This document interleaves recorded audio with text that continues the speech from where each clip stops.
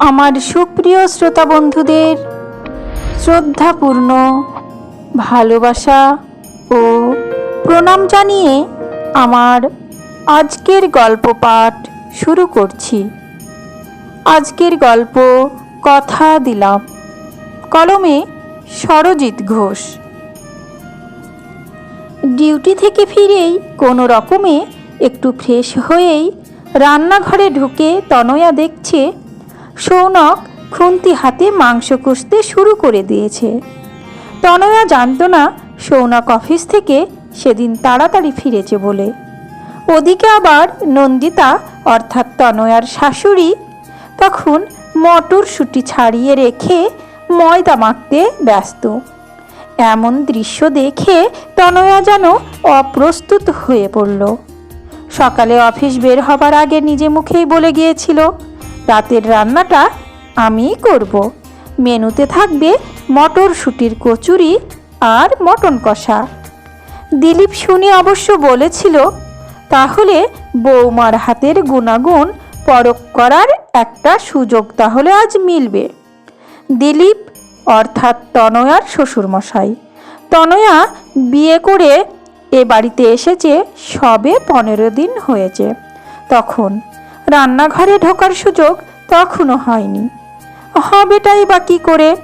অষ্টমঙ্গলা কাটতে না কাটতেই ছুটির মেয়াদ শেষ হয়ে গেল।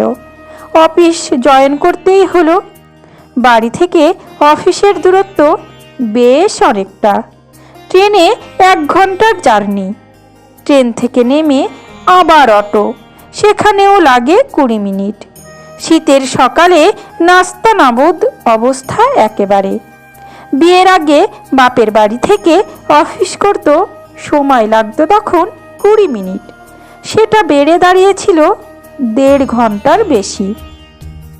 সে যাই হোক, রান্নাঘরে দাঁড়িয়ে তনয়া কি বলবে ভেবে নন্দিতার দিকে তাকিয়ে বলতে শুরু করলো, আজই লেট হয়ে গেল ফিরতে। একটা জরুরি মিটিং অ্যাটেন্ড করতে গিয়ে আগের ট্রেনটা পেলাম না। আমি তো বলেই গিয়েছিলাম আজকের কচুরি আর মটনটা আমি বানাবো। সৌনক, তুমি আবার কেন রান্নাঘরে এসব করছো? যাও যাও, আমি সামলে নিচ্ছি। মা, তুমি বরং ময়দাটা আমাকে দাও, আমি মেখে নিচ্ছি। তনয়ার এমন কথা শুনে নন্দিতা হেসে বলল, ঠিক আছে, আমি ময়দা মাখছি তো। তুমি তো সবে ফিরলে, একটু রেস্ট করো। তোমার তো চা খাওয়াও হয়নি। যাও, চা খেয়ে তারপর এসো। না না, চা খাবো না আমি। আসলে আমি তো আজকে রান্নাটা করব বলেছিলাম। সৌনক, তুমি খুন্তিটা আমাকে দাও তো। তুমি ওসব পারবে না। তোমার নিজেরই গাদাগুচ্ছের কাজ থাকে অফিসের। সে তো ল্যাপটপ নিয়ে বসবে রাতে। সরো সরো, আমাকে দাও। নন্দিতা ময়দা মাখতে মাখতে উত্তর দিল, ওহ, ওকে মানা করো না, ও সব পারবে। তুমি কি একদিনে সব শিখেছো? ও করছে করুক। জানো, তোমার আসতে দেরি হচ্ছে দেখেই আমি রান্নাঘরে এলুম। ভাবলুম আগে মাংসটা করে নেব, তারপর মটরশুঁটির কচুরি হবে। ততক্ষণে তুমি এসে যাবে আমি জানি।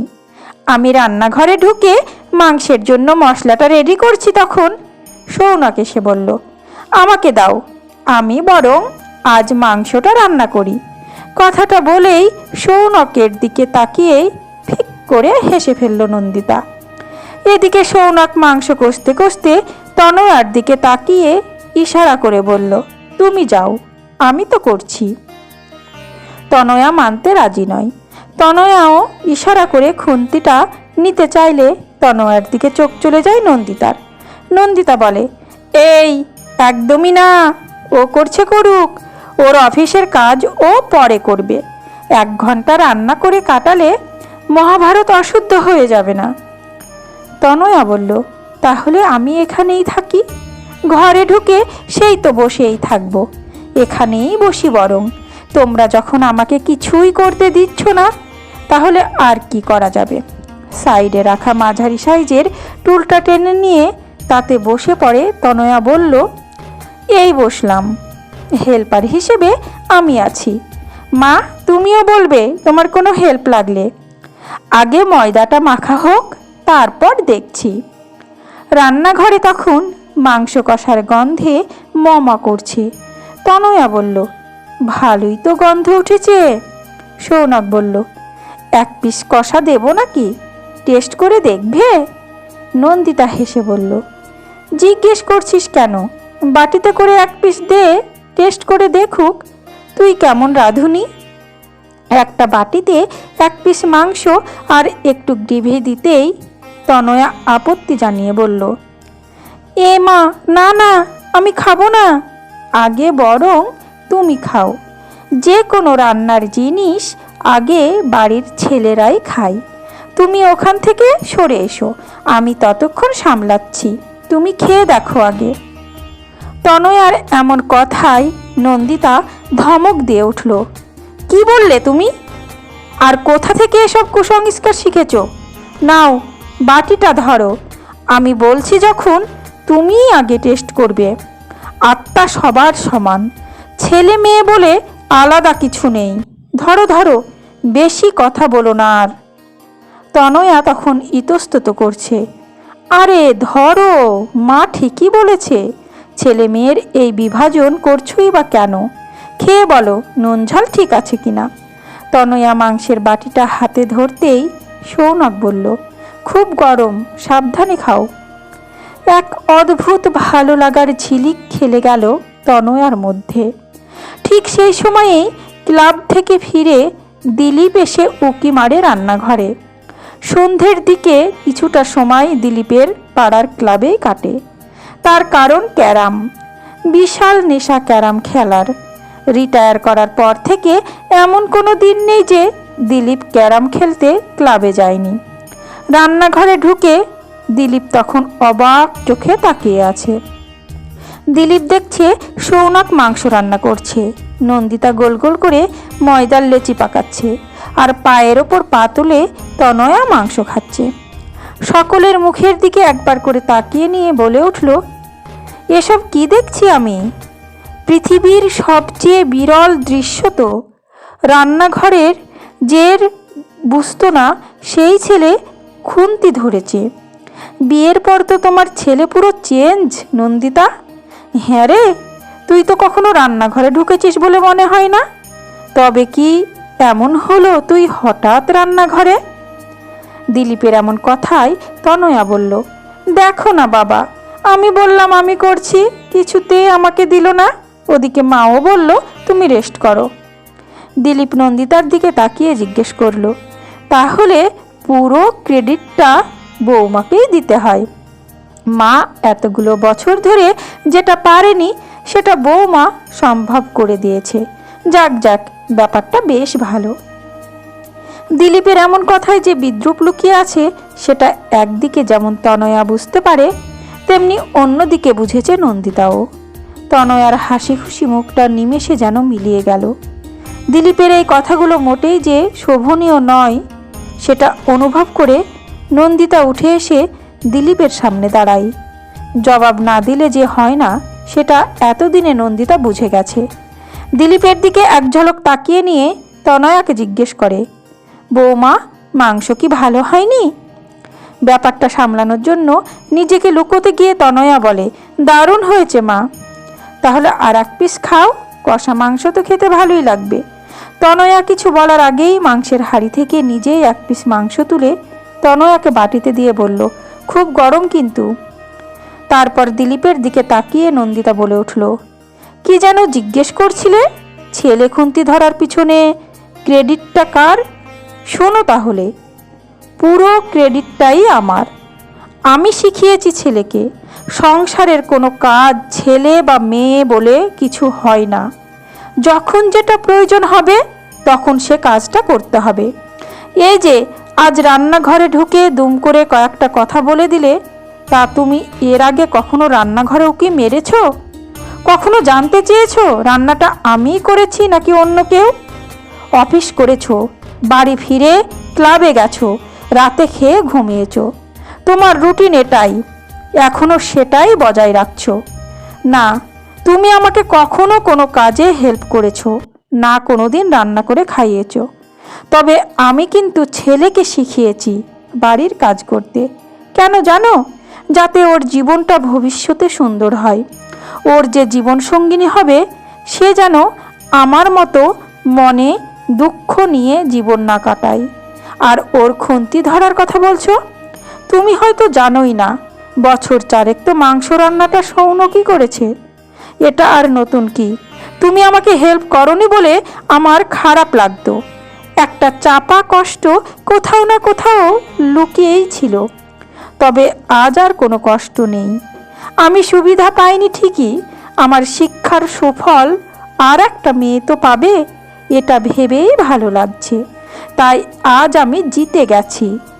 ওর মেন ইগোটাকে আমি কিছুতেই বাড়তে দিইনি।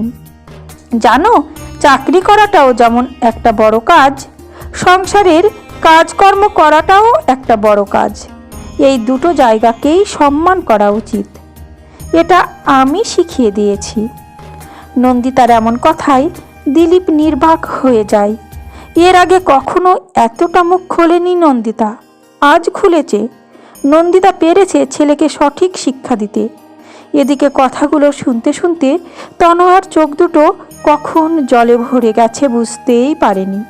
তনয়া ভাবছিল মাস ছয়েক আগের কথা, তনয়ার বিয়ের পাকা কথা সেদিন। নন্দিতার কথা শুনে আড়ালে দাঁড়িয়ে তনয়ার নিজের কাকিমাই ব্যঙ্গ করে বলেছিল, বিয়ের আগে সব শ্বশুর শাশুড়ি এমন কথা বলে, বৌমাকে নাকি মেয়ের চোখে দেখবে, ভবিষ্যতে দেখা যাবে ওই শাশুড়ি কতটা ভরসাযোগ্য হয়ে ওঠে।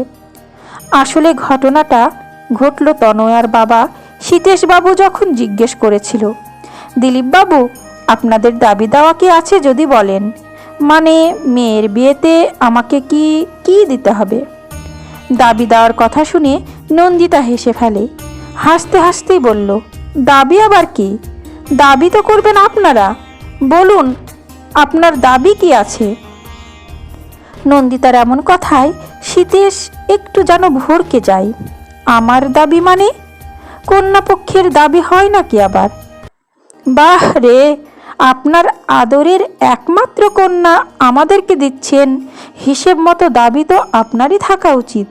বলুন আপনাকে কি দিতে হবে। সীতেশবাবু ভাবতে পারেননি এইভাবে কেউ ভাবতে পারে বলে।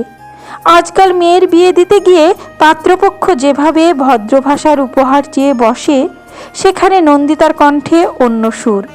সীতেশবাবু হেসে বলেন, না না, আমার আবার কিসের দাবি? আমার কিছুই দাবি নেই। টাকা পয়সা, সোনাদানা, সম্পত্তি এগুলো তো তুচ্ছ জিনিস। আজ হাতে আছে, কাল সেটা নাও থাকতে পারে। এগুলোর প্রতি কোনো মোহ আমার নেই। এগুলো ছাড়া কি আর অন্য কিছু কি আর দেওয়ার আছে আপনি বলুন তো? নন্দিতা হাসি মুখে বলে, আছে। যদি সত্যিকারের কিছু দিতে পারি সেটা হলো ভরসা। আপনাকে এটুকু ভরসা দিতে পারি, আপনার আদরের মেয়েটি আমার কাছে যত্নেই থাকবে। জানেন, সীতেশবাবু একটা মেয়ে যখন বিয়ের পর অপর একটি বাড়িতে যায় তখন সে অনেকটা বিশ্বাস নিয়েই যায়। তার বিশ্বাস থাকে সে বাড়ির মানুষগুলো তাকে আপন করে নেবে। আমি কথা দিচ্ছি আপনার মেয়ের বিশ্বাসের অমর্যাদা আমি করব না। আমি তো আর সারা জীবনের সঙ্গী নই। যার সাথে সারা জীবন থাকবে সে মানুষটা ভরসাযোগ্য হলেই আর কি চাই বলুন তো? তবে আমি মা হয়ে এটুকু বলতে পারি, আমরা ছেলেকে নিশ্চিন্তেই ভরসা করতে পারেন। ভরা আসরে নিজের ছেলেকে নিয়ে নন্দিতা সেদিন যেভাবে গর্ব করল, সেটা যে কতটা সত্য সেটা তনয়া ছাড়া আর কে বুঝবে। প্রথম দিনের কথাও তনয়ার মনে পড়ে যায়। তনয়া তখন প্রেসিডেন্সির ছাত্রী। শিয়ালদহ থেকে বাস ধরে চলেছে কলেজ স্ট্রিট। কিছুটা পথ আসতে না আসতেই নামলো মুষলধারে বৃষ্টি। ব্যাগে ছাতা নেই। প্রচণ্ড বৃষ্টির মধ্যেই নামতে হলো কলেজ স্ট্রিটে। ভিজতে যে হবেই সে বিষয়ে সন্দেহ নেই। বাস থেকে নামতে না নামতেই মাথার উপর এগিয়ে এলো একটা ছাতা। ছেলেটি বলল, খারাপ ভাববেন না, চলুন সামনের ওই সেটটাই আপনাকে পৌঁছে দিই। সেই যে সেদিন মাথার উপর ছাতা ধরেছিল, সৌনক নিজেই ছাতা হয়ে রয়ে গেছে তনয়ার জীবনে।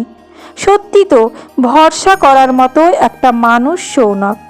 কত কথা মনে পড়ে যাচ্ছে তনয়ার। জীবনের কত খারাপ পরিস্থিতির মধ্যেও ভরসা ছাদ হয়ে পাশে থেকে গেছে। কাকিমার ভবিষ্যৎবাণী যে মিথ্যে হয়ে গেল, সে কথাই তখন ভাবছে তনয়া। এমনটাই তো চেয়েছিল তনয়া। তনয়া নন্দিতাকে চিনল একদম অন্য রূপে।